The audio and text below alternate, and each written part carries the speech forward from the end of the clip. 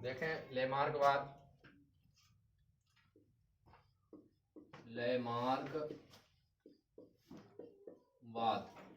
इसको कहा जाता है लेमार्कनिज्म।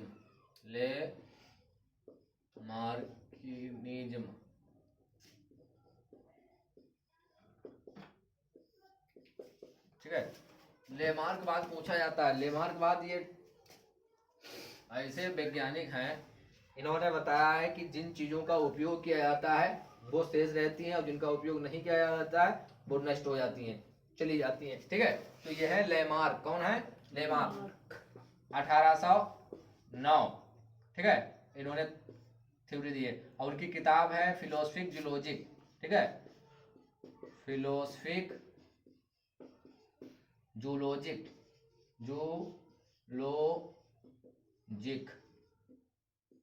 ठीक है, फिलोसफिक जूलॉजिक।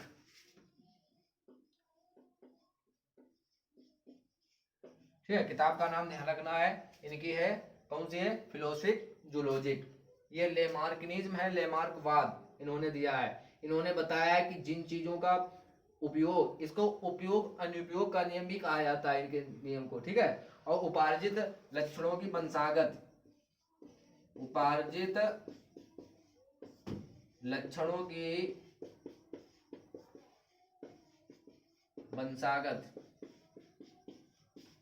ठीक है, इनमें लक्षण वही विद्यमान रहेंगे जिनका यूज होगा। ठीक है, वही अंग विद्यमान रहते हैं। इन्होंने बताया है कि जो जिराफ हैं, ठीक है, साउथ अफ्रीका में पाए जाते हैं, जो जिराफ हैं सब, ये सब छोटी गर्दन वाले थे। ठीक है, और जैसे सूखा पड़ा अचानक और धीरे धीरे इनको खाने के लिए नीचे दिक्कत हुई तो फिर उन्होंने उचकना स्टार्ट कर दिया। अगली टांगें भी लंबी हो गई और गर्दन भी लंबी, उचकते उचकते चले गए। अरे हम भी उचका कर तो चले जाएंगे कहाँ? छत पे लग जाएंगे। ठीक है, तो इनकी आलोचना भी बहुत हुई है लेमार्कवाद की। ठीक है, कुछ चीजें तो ठीक हैं, जैसे कोई पहलवान है, कसरत करता है, ठीक है, तो वो तब तक कसरत करेगा जब तक हष्ट पुष्ट रहेगा, जब तक कसरत करेगा और अच्छा खाएगा, और उसके बाद छोड़ देगा तो उसके बाद डाउन हो जाएगा। लेकिन कुछ ऐसी चीजें हैं कि नष्ट कैसे हो जाए। इन्होंने बताया कि सर्पों के पैर थे और धीरे धीरे इनको दिक्कत होती है बिलों में घुसने के लिए, इसलिए खत्म हो गए। सर्प बगैर टांगों है, देखे टांग कहीं तो चल रही है सब। तो ये सब इन्होंने बताया है, किसने? लेमार्क ने। ठीक है, तो इनका ये ध्यान रखना है कि जिन चीजों का उपयोग किया जाता है वो शेष रहती है और जिनका उपयोग नहीं किया जाता वो नष्ट हो जाती है। हम लोगों की पूछे थी, इनका उपयोग नहीं रहा इसलिए खत्म हो गई। ठीक है, तो इतना। उपार्जित लक्षणों की वंशागत किसने बताई है? लेमार्क ने। इनकी किताब कौन सी है? Philosophic zoologic, philosophic zoologic. इतना ध्यान रखना है, 1809 में। लेकिन ऐसे इनकी आलोचना बीजमान ने बहुत करी है। बीजमान ये साइंटिस्ट हैं और चूहों पर प्रयोग किया है इन्हें, चूहों पर, और 20 पीढ़ियों तक, 20 पीढ़ियों तक इन्हें चूहों के जो है पूंछे काट काट कर प्रजनन कराया। 20 पीढ़ियों तक प्रजनन कराया किसने? बीजमान ने, अंगस्ट बीजमान। और 20 पीढ़ियों तक प्रजनन कराने के बाद भी कोई बगैर पूंछ का चूहा उत्पन्न नहीं हुआ। इसलिए कहा भैया ये झूठा है, लेमार्क ये सब गलत बताई के गया है। इसीलिए इसकी बहुत आलोचना करी है बीजमान ने। ठीक है, क्योंकि 20 पीढ़ियों तक इसने चूहे की पूंछ काट काट कर प्रजनन कराया, लेकिन बगैर पूंछ का कोई नहीं उत्पन्न हुआ। अच्छा, एक हाथ ऐसे बंद कर लो, ठीक है, एक ही हाथ से काम करो तो एक हाथ गायब हो जाएगा अगली पीढ़ी में, क्या है? ऐसा नहीं है, कुछ चीजों पर लागू होता, कुछ पर नहीं है। अब एक दूसरे ऐसे हैं, वो है डार्विन। डार्विन, ठीक है, डार्विनवाद कहा जाता है इनको, डार्विनिज्म, डार्विनिज्म, डार्विनिज्म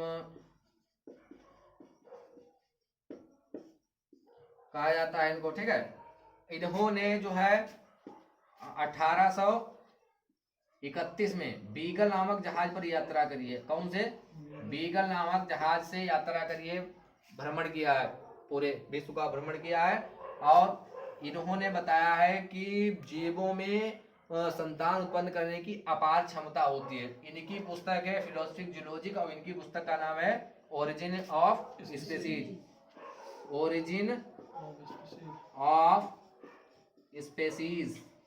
ठीक है, ओरिजिन ऑफ स्पीसीज पूछा जाए किसकी पुस्तक है तो है डार्विन की। ठीक है, चार्ल्स डार्विन इनका नाम है, चार्ल्स डार्विन। यात्रा 1831 में कहाँ पे करी है, बीगल नामक जहाज पर। ठीक है, तो इन्होंने कहा कि जीवन संघर्ष होता है जो भी, और वातावरण के जो समायोजित हो जाते हैं भैया, जो समायोजित होते हैं वही जीवित रहेंगे, बाकी मर जाएंगे। इन्होंने बताया कि दो प्रकार के जिराफ थे, एक थे छोटी गर्दन वाले और एक थे ऊंची गर्दन वाले।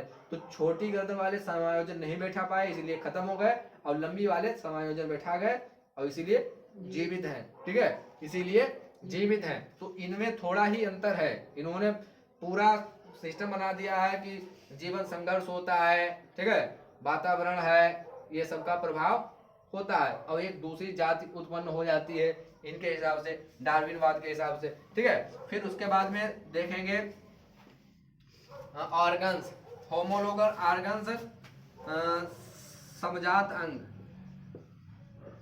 समजात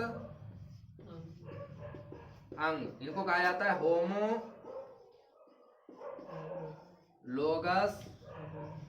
ऑर्गन्स। ठीक है, होमोलोगस ऑर्गन्स, इसमें क्या होता है, इसमें जो उत्पत्ति होती है वो एक समान होती है। ठीक है, घूर्णी उत्पत्ति जो होती है एक समान होगी, लेकिन कार्य असमान होगा। कार्य समान होगा लेकिन उत्पत्ति एक जैसी होगी। इनको लिख दिया जाएगा homologous organs, homologous organs are same in origin what different in functions,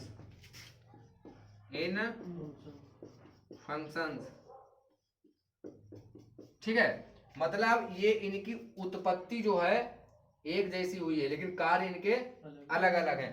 जैसे जैसे उदाहरण के तौर पर, जैसे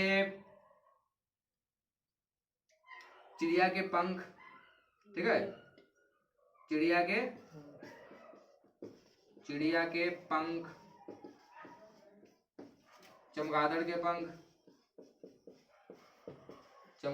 पंख, और घोड़े की टांग, घोड़े की अगली टांग, मनुष्य का हाथ, ठीक है, ये सब है इनकी उत्पत्ति जो हुई है। ठीक है, भ्रूणी उत्पत्ति एक जैसी है इनमें। इसमें भी रेडियो एल्ना कार्पस मेटाकार्पस होता है, सब में रेडियो एल्ना कार्पस मेटाकार्पस ये हड्डियां सब में पाई जाएंगी, लेकिन इनके कार्य अलग अलग हैं, कार्य इनके अलग अलग होंगे।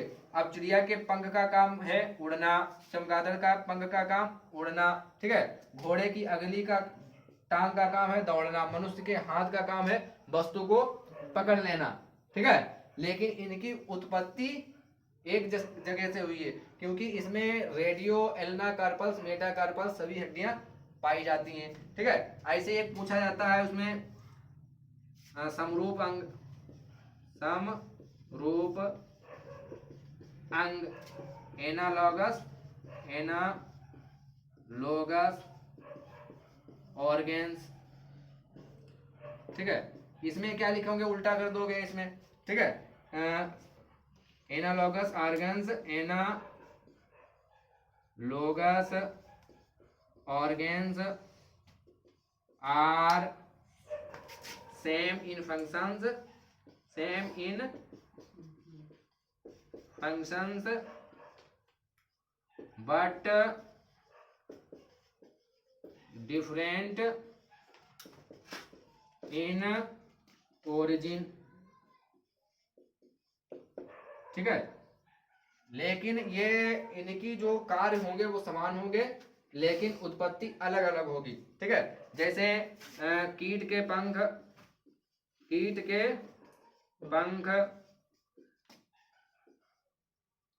पक्षी के पंख, पक्षी के पंख, ठीक है। और चमगादड़, चमगादड़ के पंख, ठीक है। अच्छा, अब कीट के पंख ये भी उड़ने का कार्य करते हैं, पक्षी के पंख ये भी उड़ने का कार्य करते हैं, चमगादड़ के पंख ये भी उड़ने का कार्य करते हैं, लेकिन इनकी उत्पत्ति ओरिजिन अलग अलग से हुई है, ठीक है, डिफरेंट है, अलग अलग। ये इनके जो भंज होते हैं पंखों के उनसे हुई है, ये 2 उंगलियों से हुई है, इनके पंखों से हुई है, हड्डियों से। इनकी 2 उंगलियों जो होती हैं, चमगादड़ की उंगलियां 2 होती हैं, ऐसे निकली हुई, ठीक है, उनके हिसाब से इनकी हुई उत्पत्ति। तो इनकी उत्पत्ति अलग अलग है लेकिन कार्य समान है, यही कहे जाते हैं समरूप अंग, एनालॉगस ऑर्गन। अब ये कहा जाते हैं समजात अंग, होमोलॉगस ऑर्गन। बस एक लाइन तुमको लिखना है, homologous organs are same in origin what different in functions. इसमें क्या लिखोगे, वही सेम, उल्टा कर देना, analogous organs are same in functions what different in origin, ठीक है। थोड़ा सा बस अंतर है, ओरिजिन और फंक्शंस का अंतर है बस, ठीक है। तो ये ध्यान रखना बस।